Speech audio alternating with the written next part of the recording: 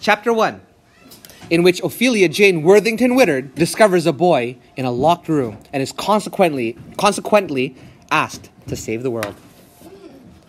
Ophelia did not consider herself brave. She wasn't like Lucy Coates, the head girl in her grade, who once rescued a baby in a runaway stroller and was on the front page of all the papers. Lucy Coates had very brown hair and pink cheeks, and she called Ophelia Scrap, which made everyone laugh, even Ophelia, to show she didn't mind.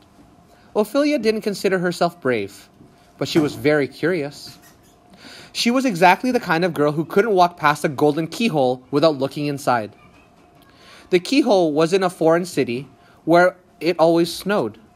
It was on the 3rd floor of the museum in the 303rd room. Ophelia wasn't at all sure how she got there, only that she let her feet take her wherever they wanted to go. Her father had taken a job at the museum. He had become at the 11th hour, the curator of the battle of the greatest exhibition of swords in the history of the world. The previous curator had left without warning. In 3 days, Ophelia's father was to prepare hundreds of swords to be exhibited on Christmas Eve. He also hoped that a week in a foreign city would be just the medicine for his daughters. They could explore and ice skate while he worked. And they would have a white Christmas away from their home, which had grown so quiet. He was very busy, though far too busy to spend much time with them. He told Ophelia she must stay close to her older sister, Alice. But Alice was not interested in seeing any of the attractions. She wanted to go nowhere and do nothing. She wanted to sit all day with her headphones, playing gloomy music, thinking gloomy thoughts. She'd been like that ever since their mother died, which was exactly 3 months, 7 days, and 9 hours ago. "I'll take you ice skating later," Alice said, but in a very half-hearted way. So all morning, Ophelia had walked alone. She had been upstairs and down. She had climbed in and out of elevators that rattled and creaked between the floors. They were grand galleries filled with priceless treasures and glittering halls filled with dazzling relics. There were precious paintings by the old masters and glorious statues and huge urns. And on the ceilings danced with painted angels. Ophelia tried as hard as she could to be interested in all these things. She leaned her head to one side and nodded approvingly. She looked up interesting facts in her rather useless guide. She tried to stifle all her yawns. But unfortunately, these glimmering places also led to murky corridors. And these murky corridors also led to dimly lit rooms. And these rooms containing smaller, stranger collections. And it was these places that made Ophelia's heart beat faster. She found a lonely room filled with teaspoons, which led to a room containing only telephones, which led to a shadowy arcade of mirrors. She passed through an exhibit of stuffed and preserved elephants. She tiptoed through a quiet pavilion filled with bare taxidermied bodies of wolves. She squeezed through the crowd in the Gallery of Time and saw the famous Wintertide clock. It ticked so loudly that people had to stick their fingers in their ears. She ran down a long, dim hallway filled with melancholy of paintings of girls. It was very cold. Windows were left open to stinging sparks of sleet and snow. The wind whistled and moaned through the galleries and down the stairwells. It made the cobwebs on the chandeliers dance. Even with a map, it was a very confusing place. Signs pointed in the wrong direction, and no one bothered about fixing them. The signs in the porcelain 1785 to 1850 AD led to costumes of cultures of the Renaissance. The sign of costumes and cultures of the Renaissance led to Bronze Age artifacts. The signs for Bronze Age artifacts led to imposing red locked door. There was no point in asking the guards. The guards sat in corners and knitted or dozed. Sometimes they snarled and yelled like banshees for no good reason, and other times they let children climb on glass cabinets, using the brass handles for footstools. Sometimes they came rushing at people who just happened to stand too long in one place, and other times they smiled huge toothless smiles and offered old fruit from their large black handbags. The museum in the city, where it always snowed, was the type of place where a person could very easily get lost. Miss Kaminsky, the museum curator, had said to herself, said to herself. Miss Kaminsky was dazzlingly beautiful. Her blonde hair was tied in an elegant bow, and she was surrounded by a cloud of heavenly perfume. She had smiled at Ophelia and Alice before, placing a perfectly manicured hand on their father's arm. "It is advisable that they do not wander alone," Miss Kaminsky said. "The museum is very big, and several girls have become lost and have never been found." But Ophelia didn't feel afraid. She was much better on her own. It was a relief to be out of the workroom, where her father had begun work as soon as they arrived in the city. He was unpacking swords and polishing swords and cataloging swords endlessly. Her father knew everything there was to know about swords. His card even read, "Malcolm Whittard, leading international expert on swords." "I have a very tight deadline, Ophelia. Christmas Eve!" he said whenever Ophelia tried to talk to him. "I'm sure there are more than enough things to keep you and Alice occupied." If you ever have a chance to visit the museum, the keyhole to room 303 is quite close to a much celebrated sea monster mosaic floor. It is marked on the maps by an octopus symbol. That first morning, Ophelia spent some time walking on the mosaic waves and the mosaic foam. She traveled the length of all 8 glittered tentacles, observing the people falling back from the monster's mouth. She bent over and looked directly into its eye. It was the sort of thing her mother would have loved. Ophelia Jane Worthington Whittard wished more than anything that her mother was alive. Near the sea monster mosaic floor, she noticed a gallery with a red rope hung across its entrance. Ophelia slipped under the rope and went inside. It was a small exhibition of broken stone angels. There was no guard in the room, so she touched some wings, even though she knew she shouldn't have. It was very quiet and still. All she could hear were her own footsteps and her own breathing. It had a peculiar, empty smell. No one had ever been there, not for a very long time. In the corner of the room, there was a very normal-looking gray door. Above the door were the small silver numbers 302. Ophelia opened it. The room behind the ordinary gray door was also almost normal. The floor was checkerboard. The tall windows with the tatty velvet curtains pulled back gave a view of the city. The sky was also so gray. The room would have been very ordinary if it wasn't for the little stage at its end, and the faded mural of the mountains, and a blue sea, and a boy with a sword.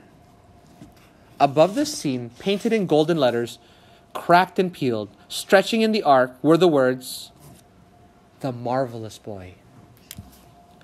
There was a small door.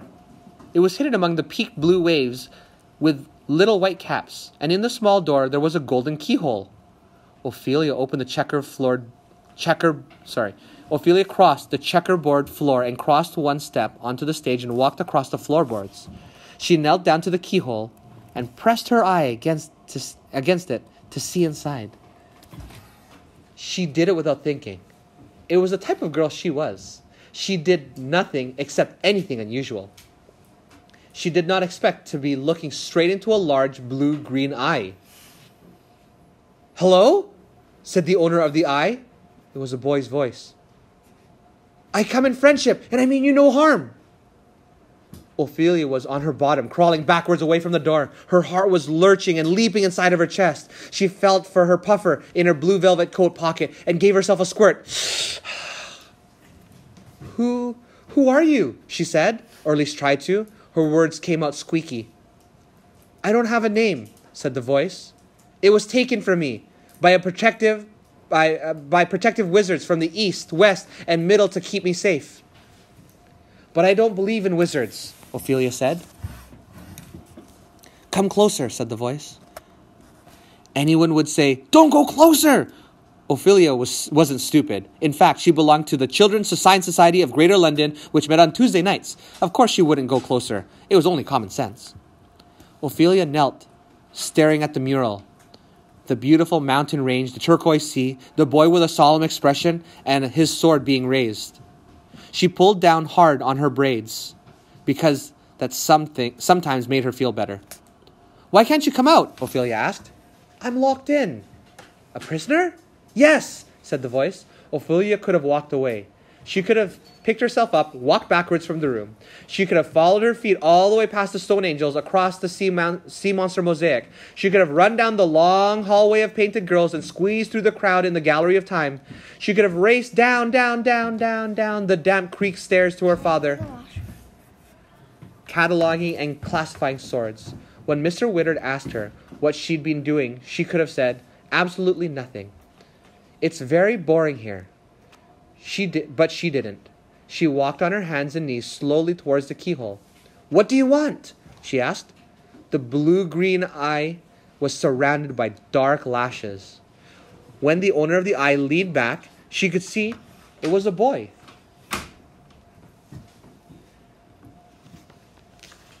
He had a pleasant enough face. He wiped his bangs out of his eyes. When he smiled, a dimple appeared in his right cheek. I need your help, said the boy. To save the world. Ophelia wasn't expecting that. It made her cross. I'm so glad you came, even if you're very late, he continued. I've had only Mr. Pushkinova to speak to, and I haven't been allowed out for ages now. And now the end is nearing. Who's keeping you in there? Ophelia asked. I'm a prisoner of Her Majesty, the Snow Queen, said the boy. But I don't believe in snow queens. Do you believe in magical swords? Well, said Ophelia. She didn't want to sound impolite. Great magical owls? Misery birds? Who? What about ghosts? Asked the boy, leaning forward again. She thought a while. The smile in the large blue-green eye faltered. The lid closed momentarily. Ghosts? The boy asked again. Ophelia chewed her fingernails. I might believe, she said, in the possibility of ghosts, but I'm not sure. I need to research the evidence more. What do you believe in?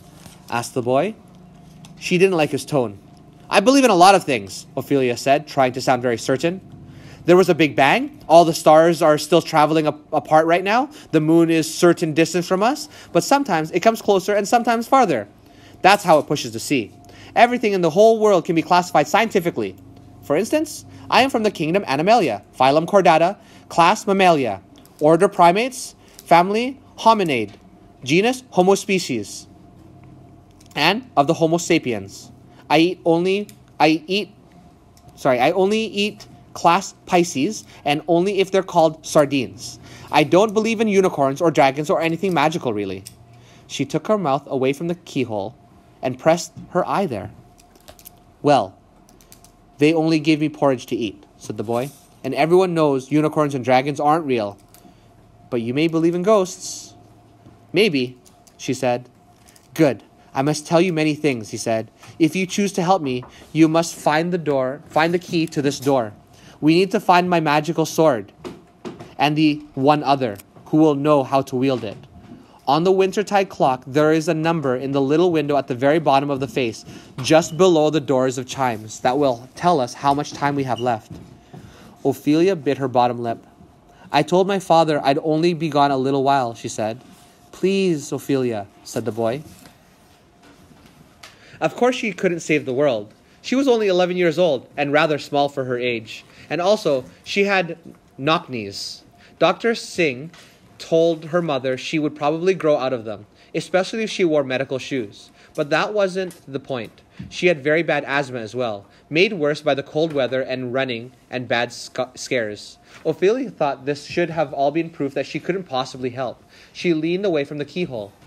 Everything was meant to be simple. Mr. Whittard was to work, and Alice and Ophelia were to ice skate. They go to the rink in the city square beneath the giant Christmas tree. A foreign city was meant to take their minds off terrible things.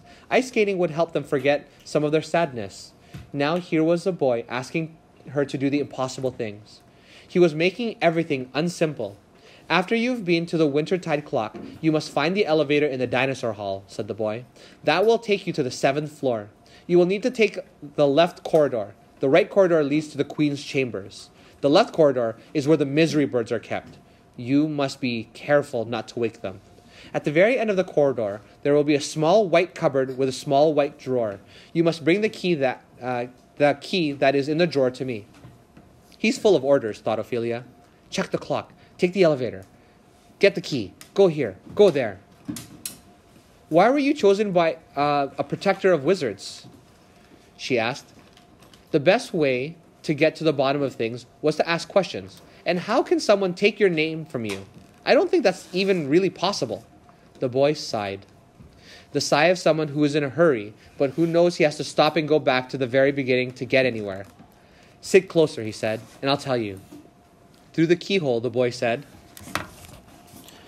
You might think things fade with time. Memories, I mean. But they don't. They grow stronger. I can still see the river beside the city where I played with Julius and Rowan and Fred. He skipped stones there and built rafts and sailed all the way to their weir. When I was chosen, people didn't understand. They said, Why him? He's nothing but an ordinary boy. But the wizards, they were never ones to listen to such talk. They always know exactly what they are doing because they learn it from standing very still and thinking for hours. The wizard had asked for every boy child aged 12 to be brought to the town square. There is a boy child who shall undertake a treacherous journey to deliver a magical sword to the one other, so that the Snow Queen may be defeated. The great wizard said in his calm, low voice. We have dreamt him, the wizards said together. We have seen him in our visions. My mother, on hearing this, was not impressed at all. I think we'll go fishing instead, she said. All day we went about the forest and caught some trout, a whole bucketful, and even when I was tired, she wouldn't go home. Of course I know now it was because she sensed the boy to be chosen was me. While we were gone, the boys lined up in the square. There were some girls too, dressed as boys, because some mothers desired their children to do great things and thought there might be some benefits to that came with the role. When my mother and I came home, it was well after dark, and she thought we were safe. But there was the great wizard sitting at our small kitchen table waiting. He is the one, he said. How do you know? Said my mother, who wasn't shy of a fight. You might think wizards are always casting spells and stirring cauldrons and changing tin into gold, and it's true that sometimes they do, but mostly they are known for their trances and their thinking, and they're staring ahead until the future comes swimming into view. They can see the future in puddles and dewdrops, and sometimes even in shiny spoons. Because it has been seen, sighed the wizard, and because he is good, the Snow Queen will desire him, and he will lead her away from here to the other realm. And once there, he will destroy her. Good. Not brave or strong or super. These were the traits the townfolk thought the decision should have been based on. But it was because I was good. Well, they didn't like that, and no amount of explaining settled them down for some time. The Snow Queen likes more than anything else to destroy good things, the wizards explained. She likes good things to become bad things to become sad things to become eternally frozen things. But the townfolk soon forgot. It was still summer, you see, and the threat of an invasion from the north seemed impossible. The wheat was waving golden in the fields, and the roses were as big as dinner plates. You're just an ordinary boy, my mother muttered as she got me ready for the first day of education in the wizard's house. You don't know the first thing about swords and journeys, and you're bone lazy and always forgetting things. Yet, she deposited me at the door of the wizard's house and tried not to cry. She brushed down my hair with her hands and told me to be good and listen to what was being taught. They took my name. That was the first thing they did. They took it from me with a spell, and one of the young wizard apprentices grabbed it and placed it in a scruffy velvet box. Now, you might say this is impossible, but only because you have never had your name taken. The king himself could not believe it when I arrived here. He told me many times that all I had to do was sit down in a quiet place and think hard about it. But no amount of thinking could get my name back. In my mind, there was nothing but a clean space, like a freshly painted wall, and it was the same for everyone else who knew me, my mother. For instance, when she came to collect me in the afternoon, she went to say my name and stopped, and tears filled up her eyes. And you might think a name is just a name, nothing but a word. But that is not the case. Your name is tacked to you. Where it has joined you, it is seeped into your skin and into your essence and into your soul. So when they plucked my name from from me their spell. It was heavy as a rock in their hands, but it was as invisible as the wind. And it wasn't just the memory of my name, but me myself. A tiny part of me that they took and stored away. It was hoped that if they kept that part of me when I crossed to the other world, then they would be able to help me back again. But they weren't very sure. No one had been that way for a long time. When I realized my name was gone, I was angry as a wild boar. I stamped around in the upstairs school, which was just a bare room with a wooden floor and no seat, no table. I was made to stand there for hours and hours. I was made to listen to their lessons, which were all about being polite and standing still and listening to trees, and nothing about magic at all. The first day I banged on the walls and shouted, "Give me my name back!" The great wizard himself came and told me to stop making a racket. Wizards don't much like noise, you see. Regarding the name, the great wizard said in his slow, calm voice, "Well, you'll get used to it in time, and it is only for your own good. If we're to protect your name, it will allow you to return one day through the meridian, which is the point of no return between that world and this. Or at least, that is what we hope." Which didn't make me feel very confident. All that summer, I had to go to them each day, and they taught me what they could. They taught me how I must always tell the truth and always stop to help those who needed help, and sometimes about magical owls. But I missed that part because I wasn't listening. I had to repeat it again and again. I'm a boy chosen by the wizards of the east, west, and the middle to deliver the sword to the snowy queen who may be defeated. My voice grew hoarse from saying that, and they taught me that in the other world I would find a kind and just ruler. I would find a kind and just ruler. And I asked them, "Well, do you know his or her name?" And they just stared at me patiently. But I got used to those wizards, who are very kind. If you have heard it said that wizards eat nothing but biscuits, then you heard the truth. The biscuits at the wizard house were made by Patal, who was not tall and thin like the others, but short and round. And also, she was a woman and also seemingly a wizard, which made even less sense to me. On that first day, they let me down from the schoolroom and deposited me in the kitchen where Patal was kneading dough. She was sitting in a slant of sunlight from the large kitchen windows, her red hair aflame, her large arms working the dough. She banged the dough with her fist and picked it up and slammed it on the table so that the clouds of flour rose and settled in the showers above her. She smiled at me. "I'm going to make biscuits," she said. I didn't answer, but scowled. Patal had a broad, calm face browned by the sun and very large, pleasantly freckled hands. "Are you terribly sad about your name?" she asked. "Well, wouldn't you be?" I replied. "I would, it's true, I would. But one day, it'll be yours again." "But I want it back now. It was mine, and stealing is wrong." "Indeed," said Patal. "Indeed." She took a small piece of dough and roughly made it into a shape of a little man. "Here, watch this." She took the little man and cupped him near her mouth and breathed a tiny soul into him. She put him on the table and he stood up and danced its length, spinning and turning and doing cartwheels. It was the first piece of magic that I had seen in the house, and it made me laugh. "Can you do it again?" I asked. "I could," she said, "but then I would have to lie down for the rest of the day, and there is work to be done. The wizards smell like the earth and mushrooms. The smell of them stays in the room for hours after they've gone. Yes, I got used to those wizards in a way." All the while that summer, everyone was waiting for her. The Snow Queen, I mean. At first, it seemed too difficult to believe in such a thing. Then the first of the refugees appeared from the north, skinny and starving children, mainly, who had managed to escape her. They said she had teeth like razors and hair like a blizzard, and she carried a sword called the Great Sorrow. When the wizards heard that, they said, "It is as we have seen," which didn't make the townfolk feel confident at all. The forges worked all day and night making weapons. Everyone looked to the horizon. People were spooked by certain clouds coming over the grasslands and swamps. They packed up their belongings ready to take flight. Then unpacked them again when they realized that there was nothing but ordinary clouds on ordinary days. They complained to the wizards. Why would they spend such time bothering with a boy? Why could they not fight the Snow Queen with their magic? The wizards didn't say much to that. They took me into the forest. They taught me which plants to eat and which not to eat. They taught me how to shoot with a bow and arrow. I quite enjoyed that until I had to kill a rabbit, which was horrible.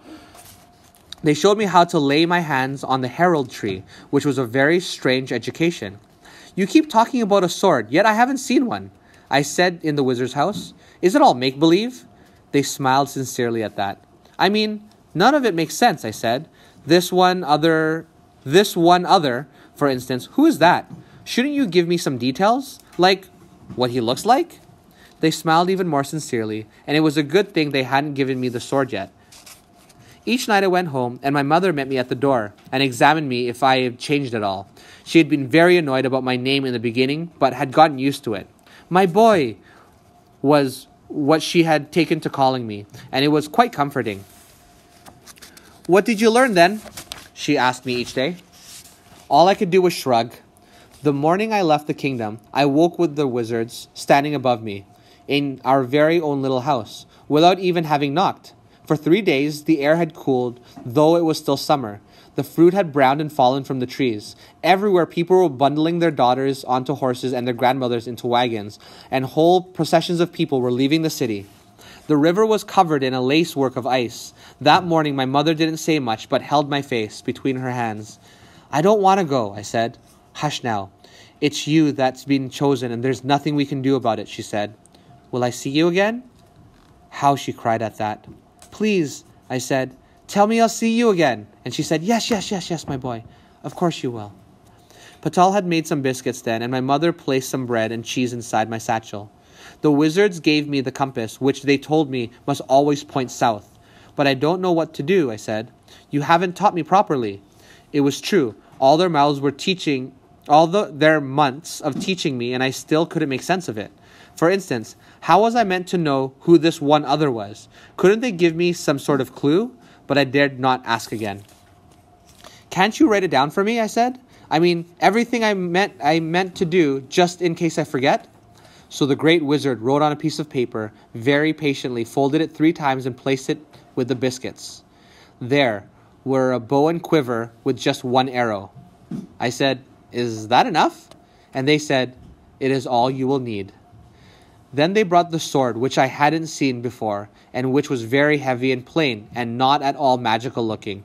They tied it to my waist.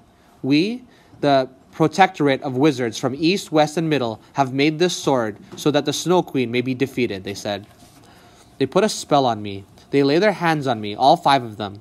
You see, they coated me in it. This spell. It was dripping ointment, smelling one at that. And they said I should not get wet or the whole lot of it would come off.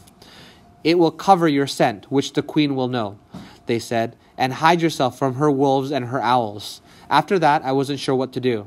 Now, my boy, said the great wizard, you should begin to run.